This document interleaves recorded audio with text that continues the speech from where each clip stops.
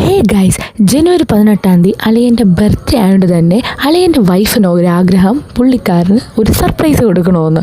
അതുകൊണ്ട് തന്നെ എല്ലാ പ്ലാനിങ്ങും നടത്തിയിട്ട് അറിയാത്ത പോലെ ക്യാമറയുടെ മുമ്പിൽ വന്ന് സംസാരിക്കുന്നതാണ് എൻ്റെ ചേച്ചി. എന്താ ഒരു പ്രഹസനം? 18 അളിയൻ്റെ ബർത്ത്ഡേ ആണല്ലോ. അളിയൻ എന്തൊക്കെയോ പ്രതീക്ഷിക്കുന്നുണ്ടല്ലേ? ഞാൻ പ്രതീക്ഷിച്ചത് തൂക്കുപാലമാണ് പുനലൂര്. നിന്റെ ഒരു ബഡ്ജറ്റ് വെച്ചിട്ട് എന്തായാലും നോക്കാം. പോണ വഴി നീ ചിലപ്പോ ബഡ്ജറ്റ് ഞങ്ങളുടെ കയ്യിൽ നിന്ന് എടുക്കാന്ന് വിചാരിച്ചിട്ട് നിനക്ക് വല്ല പ്ലാൻ ഉണ്ടെങ്കിലുള്ളൂ. നമ്മൾ ഇവിടെ പത്തനംതിട്ട എടുക്കാറായി. അപ്പം ഞാൻ അളിയനോട് പറഞ്ഞ് പത്തനംതിട്ട വരെ അളിയൻ ഓടിക്ക്, പിന്നെ ഞാൻ പറയുന്ന വഴി പൊക്കോളാനാ പറഞ്ഞേക്കുന്നത്. ഒരു ഗസ്റ്റ് പറഞ്ഞേ, എന്നാലും ഇത്രയും വന്ന സ്ഥിതിക്ക് ഒരു ഗസ്റ്റ് കാണുമല്ലോ. ഇച്ചിരി കൂടെ ബഡ്ജറ്റ് ആയതുകൊണ്ട് ചിലപ്പം വാഗമണ്ണായിരിക്കും.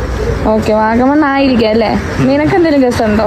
ഞാനും വാഗമണ്ണ് ഉദ്ദേശിക്കുന്നു, അല്ലെങ്കിൽ ഞാൻ പോകാത്ത സ്ഥലമായ ഗവി ആവാൻ ചാൻസ് ഉണ്ട്. ഓക്കെ, എന്തായാലും നാളെ അറിയാല്ലേ? സോറി, ഇന്നറിയാം.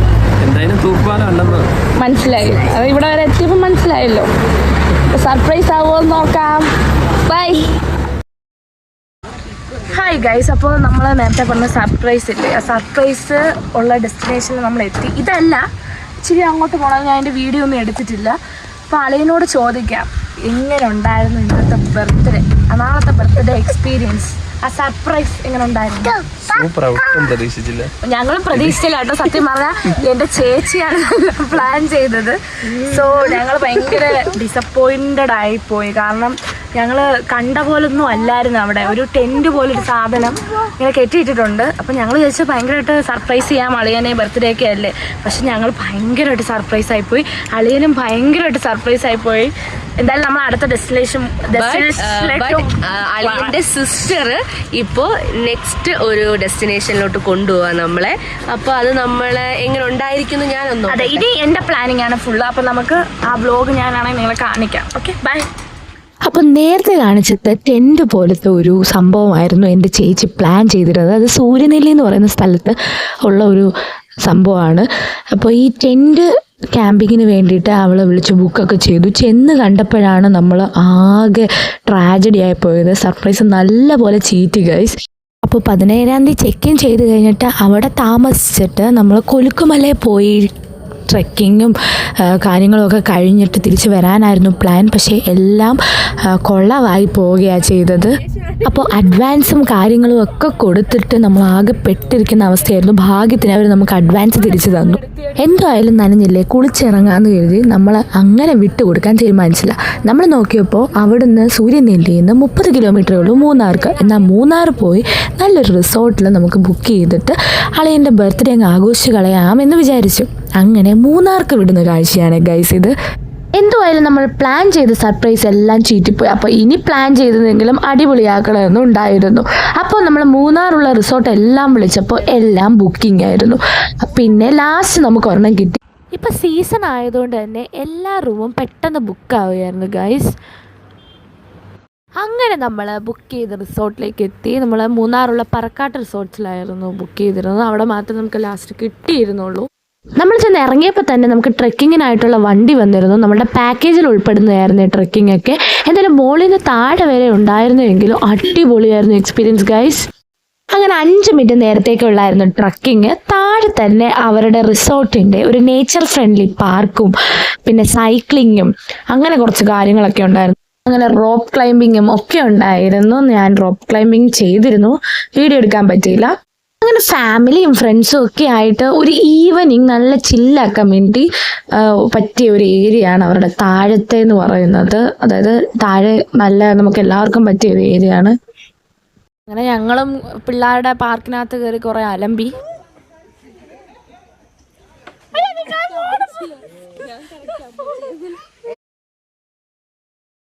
നമ്മൾ വന്ന് കയറിയ ഉടനെ നമ്മൾ നേരെ ഈ താഴോട്ടാണ് പോയത്.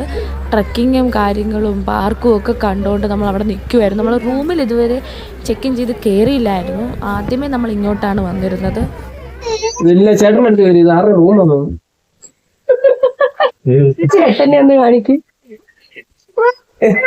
ഇതാണോ ചേട്ടൻ? നമ്മൾ ആ കണ്ടുകൊണ്ടിരുന്നത് കേവ് ഹൗസ് പോലത്തെ കുറച്ച് സെറ്റപ്പ് ആയിരുന്നേ. അതിനകത്ത് നമുക്ക് റൂംസ് ഒക്കെ അവൈലബിൾ ആണ്. അത് കാണാനും നല്ല രസമൊക്കെ ഉണ്ടായിരുന്നേ. അവിടുത്തെ ആ ഒരു അറ്റ്മോസ്ഫിയറും ആ ഒരു നേച്ചർ ഫ്രണ്ട്ലി ആയിട്ടുള്ള ആ കാര്യങ്ങളൊക്കെ സെറ്റപ്പ് എനിക്ക് ഭയങ്കര ഇഷ്ടപ്പെട്ടു. അത് കഴിഞ്ഞ് നമ്മൾ റൂമിലേക്ക് പോകാൻ നോക്കിയപ്പോൾ ദാണ്ട വരും നമ്മുടെ കില്ലർ ജീപ്പ്. ഞാനിട്ട പേരാണ് കില്ലർ ജീപ്പിന്, കാരണം ചേട്ടൻ നമ്മളെ ഒരുപാട് വലിച്ചു.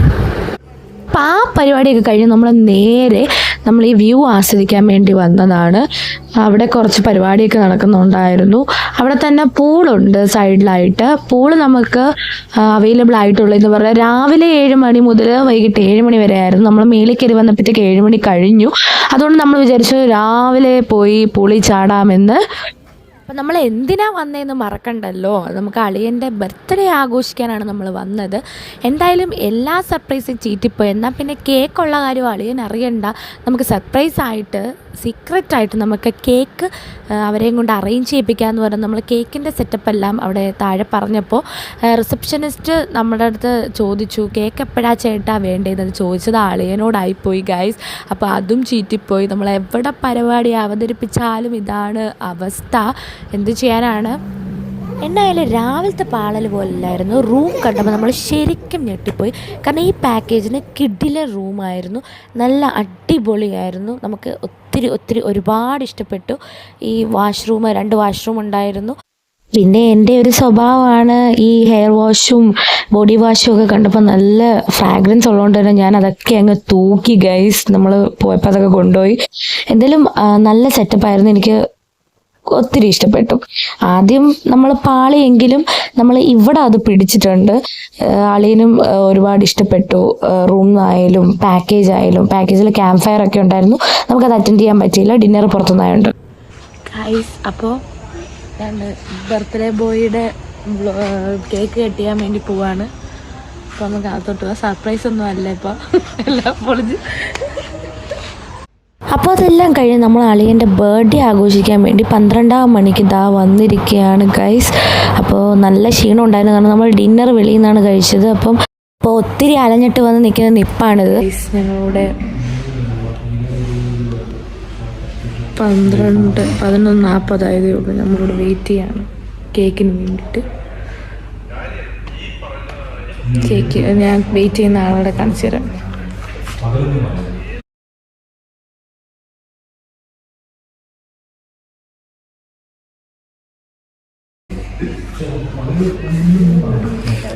കേക്ക് വന്നിട്ടില്ല, വെയിറ്റിംഗ്. പാതിരാത്രി 12 മണി കേക്കിന് വേണ്ടി വെയിറ്റ് ചെയ്യുന്ന ബർത്ത്ഡേ ബോയും ആളും. ഇത്രയും ഗതികെട്ട ഈ ലോകത്ത് സ്വന്തം ബർത്ത്ഡേക്ക് കേക്കിന് വേണ്ടി വെയിറ്റ് ചെയ്തിരിക്കുന്നു ലോഞ്ചിൽ. ഇവിടെ വെയിറ്റ് ചെയ്തുകൊണ്ടിരിക്കുകയാണ്. ബർത്ത്ഡേ ബോയ്ക്ക് ബർത്ത്ഡേ ദിവസം തന്നെ ഭയങ്കര ഊക്കൽ വാങ്ങേണ്ടി വരുന്നു.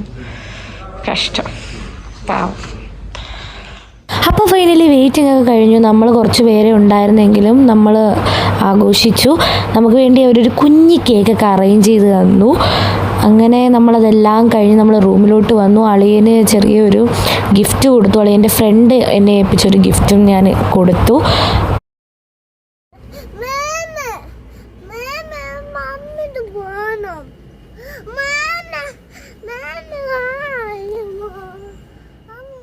അപ്പോൾ ആ ദിവസം എല്ലാം പാളിപ്പോയെങ്കിലും നമ്മൾ അന്ന് അവിടെ സ്റ്റേ ചെയ്തിട്ട് സെക്കൻഡ് ഡേ ആണ് നമ്മൾ വീട്ടിലേക്ക് തിരിച്ചു പോയത്.